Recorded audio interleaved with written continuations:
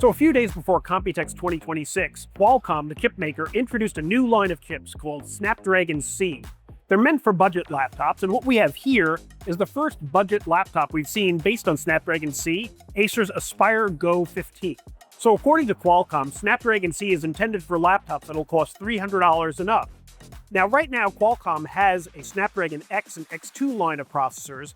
The lowest end of those start around $600, laptops that start around that price. So this will probably occupy another tier below that, $300 to $600, although we don't know exact pricing yet for this particular model. So this is a pretty typical 15-inch laptop, and we've seen Aspire Go's before, but not one with this particular chip inside. So if you'll notice, we've got a 15-inch full HD screen here, sort of the baseline for a budget or mid-range system.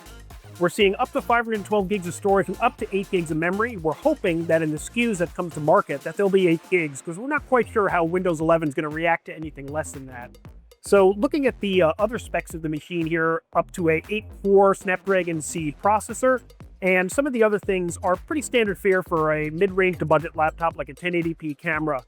Let's take a look at the sides. The ports on either side of the machine are pretty standard fare.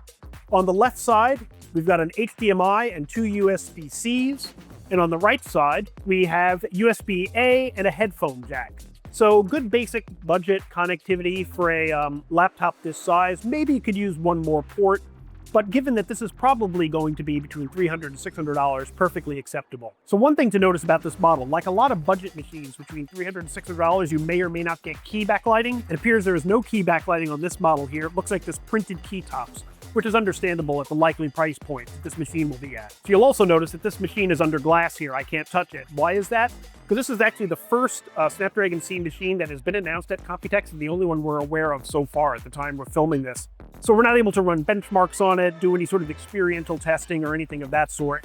We'll have to get to that when this gets closer to market. But we will see, based on Qualcomm's projections of $300 and up, what this actually hits at. But again, we expect somewhere between $300 and $600, depending on configuration. So for the latest from Computex, stay tuned to PCMag.com and to our YouTube channel for the latest videos and news articles. And don't forget to like and subscribe.